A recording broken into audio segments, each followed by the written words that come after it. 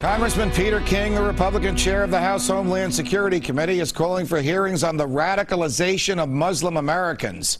The hearings scheduled for Thursday have created a great deal of controversy, with critics comparing them to a McCarthy-era witch hunt. Congressman King says he's received threats, but he's not backing down. We know there's homegrown terrorists. We know it's increasing. We know Al-Qaeda is making concerted effort to do it.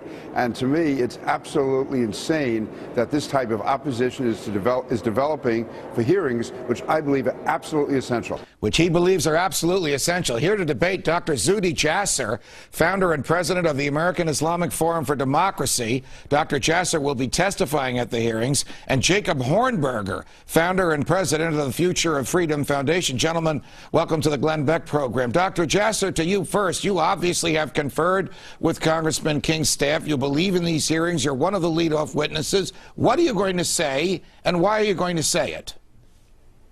Well, I'm going to say that so far, clearly, whatever our nation's been doing has not been working. Secretary Napolitano herself said that our nation is at the highest risk it's ever been. So if we see a problem, we need to walk it back and look at the root cause. We've not been treating the root cause. Clearly, the American Muslim community and Muslims have been the primary reporters of radicals in many instances, but we've still not been treating the ideology. And I think that's where our leadership has been lacking. They've been actually, in many times, facilitating the ideology of political Islam. How does the government that feeds the ideology. Understood. Before I get to Jake Hornberger, how does the government get involved in instilling political ideology in people? How could you actually physically do that?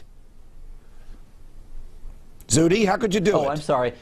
Yeah, I think what you need to do is part of the separation of mosque and state is that our founding fathers were very skilled in discussing the differences of Christianity and the diversity. Why can't we have that same functional discussion now and say, you know what?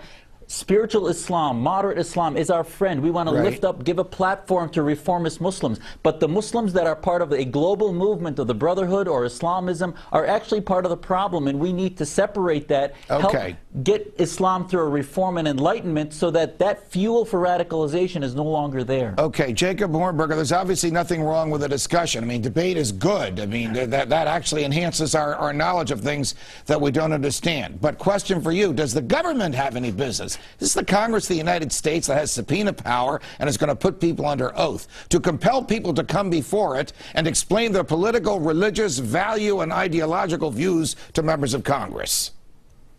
Of course not. And this is exactly what our ancestors anticipated with that First Amendment. There's a reason why they specifically mentioned Congress as the biggest threat to freedom of religion, freedom of the press, and so forth, because they knew that Congress would end up attracting people like Peter King into office. They're really missing the point here, Judge. The point is that the investigation that they really need to be holding in Congress is the U.S. government's conduct in the Middle East. We now know that the U.S. government has been supporting these dictatorial regimes. They've been entering into torture rendition partnerships. They've been invading, occupying countries, sanctioning embargo. That's the root of the anger. But what King is doing is using this demonization of Islam and the Muslims as a smokescreen to continue those policies, and then, of course, since he's chairman of the Homeland Security Agency, to justify the continuation of the infringements on liberty of the American people with the Patriot Act, the torture, the indefinite detention, and all the other nonsense that they're engaged in. Right. Zuhdi, are people testifying of their own free will, or are people testifying against their will at Congressman King's hearings? On our own free will. I mean, this is our mission. This is why I formed our organization, is Congressman King is giving Muslims a platform to do the self-repair. I mean, the smokescreen is actually all the issues that Jacob just brought up that are completely not germane to what we're talking about. We're talking about a radicalization problem that only Muslims can fix. It's a Muslim problem that needs a Muslim solution. The vast majority of Muslims want to be part of the solution, but this is a pulpit and a platform to do so. Okay, guys, hang out during the break because we have more of this debate with our combatants right after the break.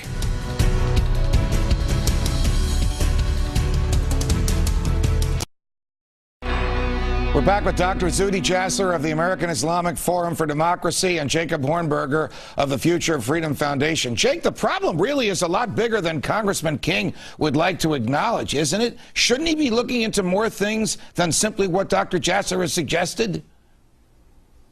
I don't even think you ought to be looking at any of the things that Dr. Jasser suggested. This is not a religious problem. You know, if the U.S. government were doing to the Vatican what it's been doing in the Middle East, you'd have Catholics outraged, and then they would convert it into a Catholic problem. It's not a religious problem. It's a U.S. government foreign policy problem. Ron Paul put it best in that famous presidential debate. Right. He said, they came over here to kill us because our government's been over there killing them first. And that's what we need to be focused on, what our government has been doing to incite this anger and outrage against the United States. Right. Dr. Jasser, would you not concede that the foreign policy of the United States of America, whether it's our physical presence in the Middle East or whether it's Guantanamo Bay, is a propaganda tool for those who want to radicalize Muslims, whether they're native-born or whether they come here under some sort of subterfuge? Well, I think certain parts of the foreign policy, absolutely, as far as supporting dictatorships, has been a tool for radical Islam, and also our support, even more recently, of the Muslim Brotherhood and other Islamist groups has been certainly part of, I think, a threat to our security. And we have to be careful in that I think we can't let multiculturalism and this sense of not touching religion become our death knell, because we don't want to support, as Prime Minister Cameron said, muscular liberalism, promoting the ideas of liberty abroad and domestically against political Islam, against those ideas that penetrate and take youth away from our society. What does Congressman King want to do? What does he hope comes out of this? What can the Congress possibly do about changing people's minds, Dr. Jasser?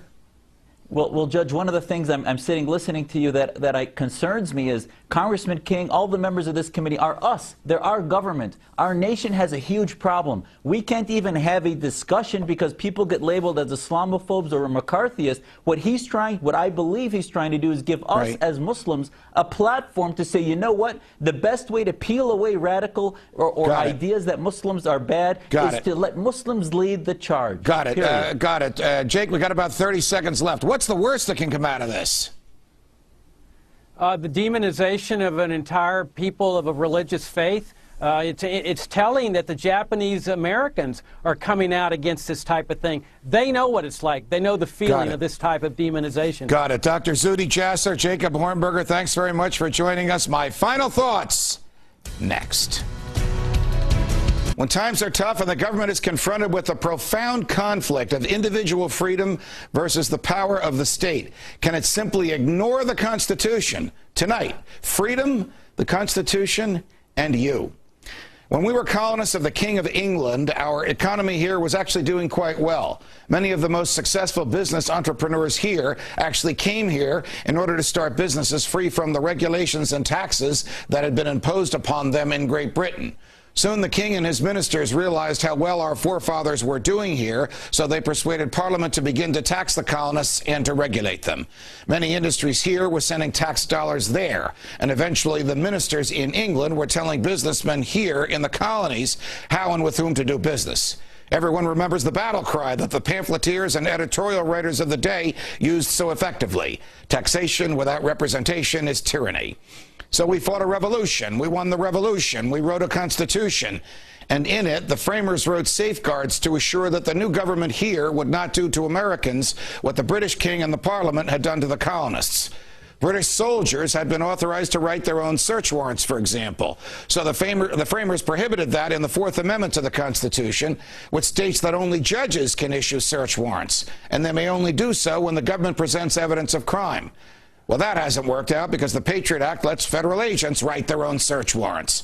The Constitution protects businesses by prohibiting the states from interfering with voluntary contracts between businesses and consumers. Well, that hasn't worked out because the states today tax almost every voluntary exchange we have. In some states, almost $1 of what you pay for a gallon of gas goes to the government. The Fifth Amendment prohibits the government from taking property without paying for it, just as the king and the Parliament had done. Well, that too hasn't worked out as planned because the feds take property from us almost every day. It's called income taxes. I think you get the point of this. The whole purpose of the Constitution was to assure that the government would respect individual liberty, that power would be separated between the states and the federal government, and the government would remain within the confines of the Constitution. Throughout history, the government has openly mocked the Constitution. Lincoln, for example, claimed he could violate parts of it in order to preserve other parts. Wilson said that it gave him the power to tell folks how to live. FDR actually wrote laws himself and enforced them, even though the Constitution only permits the Congress to write laws. George W. Bush signed laws into existence, and in the act of signing them, said he never intended to enforce them. Yesterday, President Obama signed an executive order claiming the right to incarcerate persons in the Guantanamo Bay military prison for the duration of their natural lives, even after acquittal. You heard that correctly, after acquittal. Following upon President Bush, President Obama has claimed the power to punish people even after a jury has found them not guilty. No Western government has ever claimed the power to do this. Not the King of England, not Hitler, not Stalin, not even the Russian and Chinese communists. Now, I realize that most Americans have little sympathy for those incarcerated at Gitmo, and most no doubt assume that they are there because they probably did something wrong. They must be guilty of something. But that view turns the Constitution on its head. When he was a senator and running for president, Barack Obama stated that the beauty of the Constitution is that it guarantees fairness to everyone. He was right. But as president, he wants to lock people up forever, even after a jury finds them not guilty. Why should you care about this?